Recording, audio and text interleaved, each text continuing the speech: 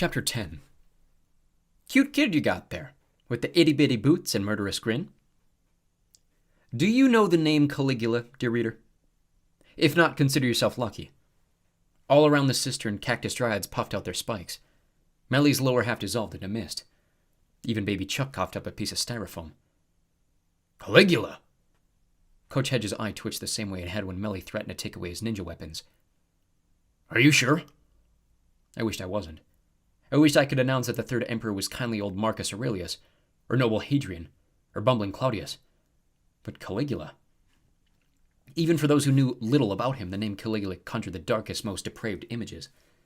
His reign was bloodier and more infamous than Nero's, who had grown up in awe of his wicked great-uncle, Gaius Julius Caesar Germanicus.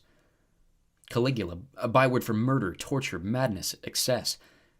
Caligula, the villainous tyrant against whom all other villainous tyrants were measured. Caligula, who had a worse branding problem than Edsel, the Hindenburg, the Chicago Black Sauce put together. Grover shuddered. I always hated that name. What does it mean anyway? Satyr killer? Blood drinker? Booties, I said. Joshua's shaggy olive hair stood straight up, which Meg seemed to find fascinating. Booties? Joshua glanced around the cistern, perhaps wondering if he'd missed the joke. No one was laughing. Yes. I could still remember how cute little Caligula had looked in his miniature Legionnaire's outfit when he accompanied his father Germanicus on military campaigns. Why were sociopaths always so adorable as children? His father's soldiers gave Caligula the nickname when he was a child, I said. He wore teeny-weeny Legionnaire's boots at Caligay. They thought that was hysterical. So they called him Caligula. Little boots, or baby shoes, or booties. Pick your translation. Prickly Pear stabbed her fork into her enchiladas. I don't care if the guy's name is Snookums McCuddleface. How do we beat him and get our lives back to normal? The other cacti grumbled and nodded. I was starting to suspect that prickly pears were the natural agitators of the cactus world. Get enough of them together and they would start a revolution and overthrow the animal kingdom. We have to be careful, I warned. Caligula is a master at trapping his enemies. The old saying, give them enough rope to hang themselves, that was made for Caligula. He delights in his reputation as a madman. It's just a cover.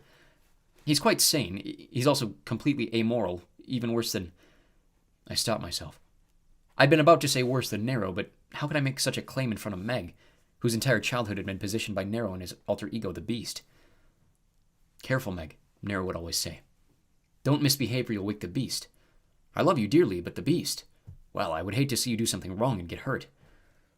How could I quantify such villainy? Anyway, I said, Caligula is smart, patient, and paranoid.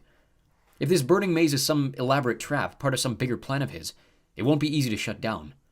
And beating him, even finding him, will be a challenge. I was tempted to add, perhaps we don't want to find him. Perhaps we should run away. That wouldn't work for the Dryads. They were rooted, quite literally, to the land in which they grew. Transplants like Reba were rare. Few nature spirits could survive being potted and transported to a new environment. Even if every Dryad here managed to flee the fires of Southern California, thousands more would stay and burn. Grover shuddered. If half the stuff I've heard about Caligula is true...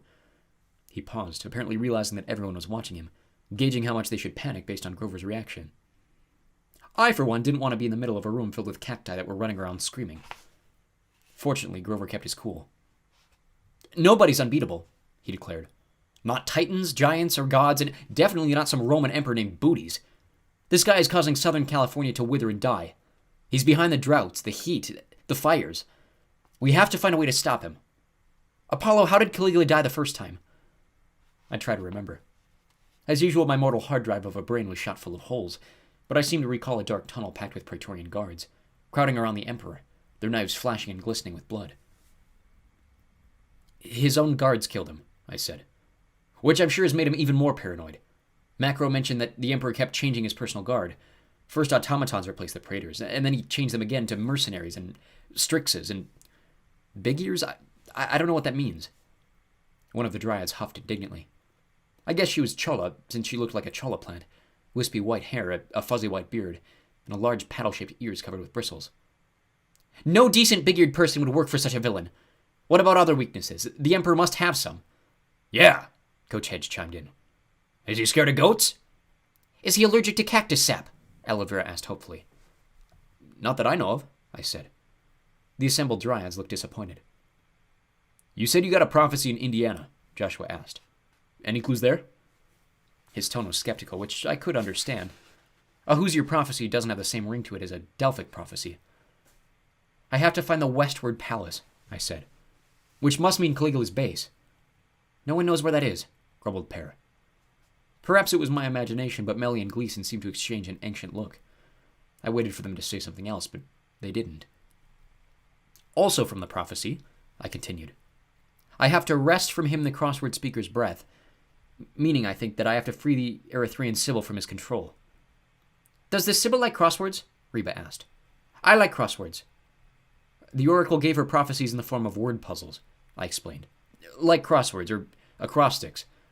The prophecy also talks about Grover bringing us here, and a lot of terrible things that'll happen at Camp Jupiter in the next few days. The new moon, Meg muttered. Coming very soon. Yes. I tried to contain my annoyance. Meg seemed to want me to be in two places at once, which would have been no problem at all for Apollo the god. For Lester the human, I could barely manage being in one place at once. There's another line, Grover remembered. Walk the path in thine own enemy's boots. Could that have something to do with Caligula's boots? I imagined my ginormous 16-year-old feet crammed into a Roman toddler's military-issued leather baby shoes. My toes began to throb. I hope not, I said. But if we could free the Sibyl from the maze, I'm sure it would help us. I'd like to have more guidance before I charge off to confront Caligula in person. Other things I would have liked. My godly powers back, the entire firearms department of Macro's military madness locked and loaded in the hands of a demigod army, an apology letter from my father Zeus promising never again to turn me into a human, and a bath. But as they say, Lesters can't be choosers. That brings us back to where we started, Joshua said. You need the oracle freed. We need the fire shut off. To do that, we need to get through the maze, but nobody knows how. Gleason Hedge cleared his throat. Maybe somebody does. Never before had so many cacti stared at a satyr. Chola stroked her wispy white beard. Who is this somebody? Hedge turned to his wife, as if to say, All you, sweetie. Melly spent a few more microseconds pondering the night sky, and possibly her former life as a nebulous bachelorette. Most of you know we've been living with the McLeans, she said. As in Piper McLean, I explained. Daughter of Aphrodite. I remembered her. One of the 7 demigods who had sailed aboard the Argo II. In fact, I'd been hoping to call on her and her boyfriend, Jason Grace, while I was in Southern California, to see if they would defeat the Emperor and free the Oracle for me. Wait, scratch that. I meant, of course, that I hoped they would help me do those things. Melly nodded. I was Mr. McLean's personal assistant. Gleason was a full-time stay-at-home father, doing a great job. I was, wasn't I? Gleason agreed, giving baby Chuck the chain of his nunchaku to teeth on. Until everything went wrong, Millie said with a sigh. Meg McCaffrey tilted her head. What do you mean? Long story, said the cloud nymph, in a tone that implied, I could tell you, but then I'd have to turn into a storm cloud and cry a lot and zap you with lightning and kill you. The point is, a couple of weeks ago, Piper had a dream about the burning maze. She thought she'd found a way to reach the center. She went exploring with that boy, Jason. That boy. My finely tuned senses told me Melly was not happy with Jason Grace, the son of Jupiter. When they came back, Melly paused, her lower half swirling in a corkscrew of cloud stuff. They said they had failed, but I don't think that's the whole story. Piper hinted that they encountered something down there that rattled them. The stone walls of the cistern seemed to creak and shift in the cooling night air, as if sympathetically vibrating with the word rattled. I thought about my dream about the Sibyl in fiery chains. Apologizing to someone after delivering terrible news. I am sorry. I would spare you if I could. I would spare her. Had she been addressing Jason? Or Piper? Or both of them? If so, and if they'd actually found the oracle. We need to talk to those demigods, I decided. Melly lowered her head. I can't take you. Going back, it would break my heart. Head shifted baby Chuck to his other arm. Maybe I could. Melly shot him a warning look. Yeah, I can't go either, Hedge muttered. I'll take you, Grover volunteered, though he looked more exhausted than ever. I know where the McLean house is. Maybe we can wait until the morning? A sense of relief washed over the assembled dryads. Their spikes relaxed. The chlorophyll came back into their complexions. Grover may not have solved their problems, but he had given them hope. At the very least, a sense that we could do something. I gazed at the circle of hazy orange sky above the cistern. I thought about the fires blazing to the west, and what might be going on up north at Camp Jupiter. Sitting at the bottom of a shaft in Palm Springs, unable to help the Roman demigods, or even know what was happening to them, I could empathize with the Dryads, rooted in place, watching in despair as the wildfires got closer and closer. I didn't want to quash the Dryads' newfound hopes, but I felt compelled to say, "There's more. Your sanctuary might not be safe much longer." I told them what Incitatus had said to Caligula on the phone. And no, I never thought I'd be reporting on an eavesdropped conversation between a talking horse and a dead Roman emperor. Aloe Vera trembled, shaking several highly medicinal triangle spikes from her hair. How could they know about Aethales? They never bothered us here. Gover winced. I don't know, guys. But the horse did seem to imply that Caligula was the one who had destroyed it years ago. He said something like, "I know you think you took care of it, but that place is still dangerous." Joshua's bark-brown face turned even darker. Doesn't make sense. Even we don't know what this place was. A house, Meg said. A big house on stilts.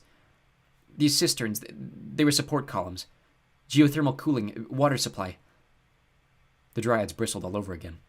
They said nothing, waiting for Meg to continue. She drew in her wet feet, making her look even more like a nervous squirrel ready to spring away. I remembered how she wanted to leave here as soon as we'd arrived, how she'd warned it wasn't safe. I recalled one line of the prophecy we hadn't yet discussed. Demeter's daughter finds her ancient roots. Meg, I said as gently as I could, how do you know this place? Her expression turned tense but defiant, as if she wasn't sure whether to burst into tears or fight me. Because it was my home, she said. My dad built Aethales.